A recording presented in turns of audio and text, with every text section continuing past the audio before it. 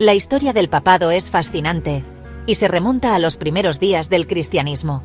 Para entender el origen de esta institución milenaria, debemos remontarnos a Jesús y sus apóstoles. Jesús, considerado el Mesías por los cristianos, eligió a 12 hombres para que fueran sus discípulos más cercanos y difundieran su mensaje.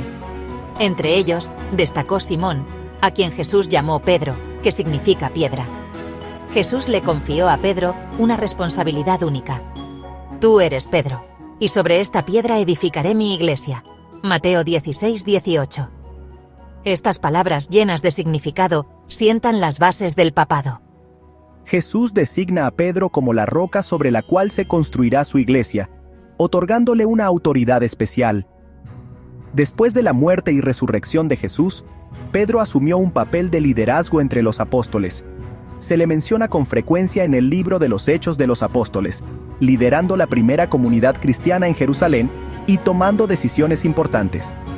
Con el paso del tiempo, la necesidad de un líder visible para guiar y unificar a la creciente comunidad cristiana se hizo evidente. La figura de Pedro, como sucesor designado por Jesús, se convirtió en el punto de referencia para los creyentes. Simón, apodado Pedro por Jesús mismo, era un pescador de Galilea antes de convertirse en discípulo. Su carácter impulsivo y su profunda fe lo convirtieron en un personaje cercano a Jesús. A pesar de sus dudas y errores, como cuando negó a Jesús 3 veces, Pedro siempre demostró un amor incondicional hacia su maestro. Tras la ascensión de Jesús al cielo, Pedro asumió un papel central en la iglesia primitiva.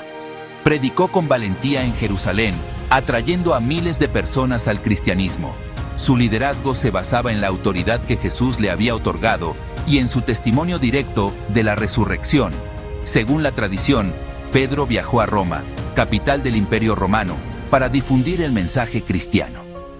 Allí, se enfrentó a la persecución del emperador Nerón y finalmente fue crucificado boca abajo, según su propio deseo de no imitar la muerte de su maestro.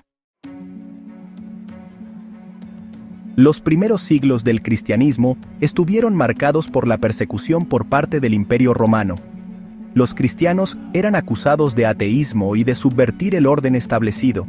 En este contexto hostil, los papas jugaron un papel crucial en la defensa de la fe y en la protección de los creyentes.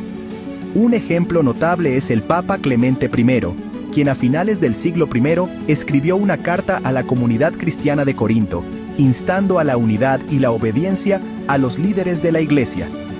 Esta carta, conocida como la primera epístola de Clemente, es uno de los documentos cristianos más antiguos fuera del Nuevo Testamento. Tras la muerte de San Pedro, la Iglesia continuó creciendo, extendiéndose por todo el Imperio Romano y más allá.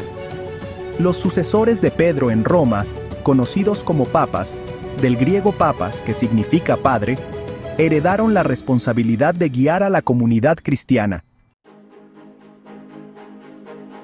A lo largo de los siglos, numerosos papas han dejado una huella imborrable en la historia de la Iglesia y del mundo.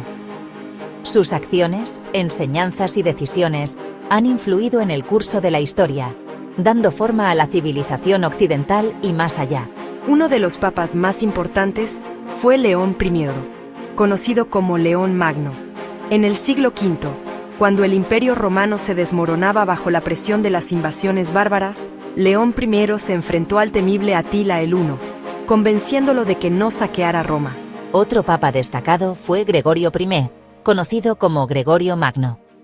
En el siglo VI, durante una época de hambruna y epidemias, Gregorio I organizó la distribución de alimentos a los pobres y estableció monasterios para el cuidado de los enfermos.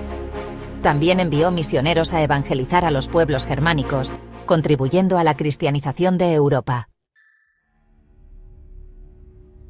El papado está rodeado de tradiciones y símbolos que reflejan su historia milenaria y su significado espiritual.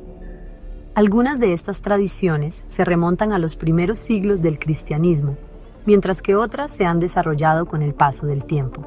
Una de las tradiciones más conocidas es el uso del anillo del pescador. Este anillo, que representa a San Pedro pescando, es un símbolo de la autoridad papal y de la sucesión apostólica.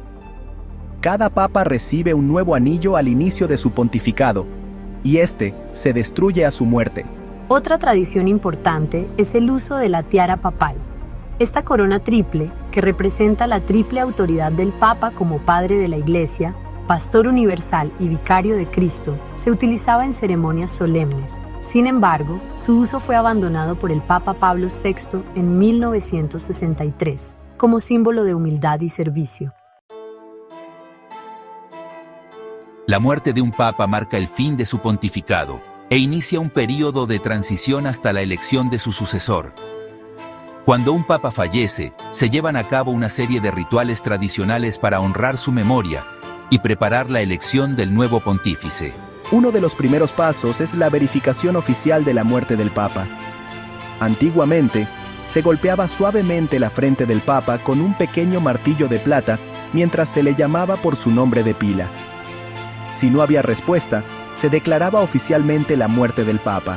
A continuación, se retiran los sellos papales y se preparan las exequias fúnebres. El cuerpo del Papa es expuesto durante varios días para que los fieles puedan despedirse. Luego, se celebra un funeral solemne en la Basílica de San Pedro, al que asisten líderes mundiales y representantes de diferentes religiones.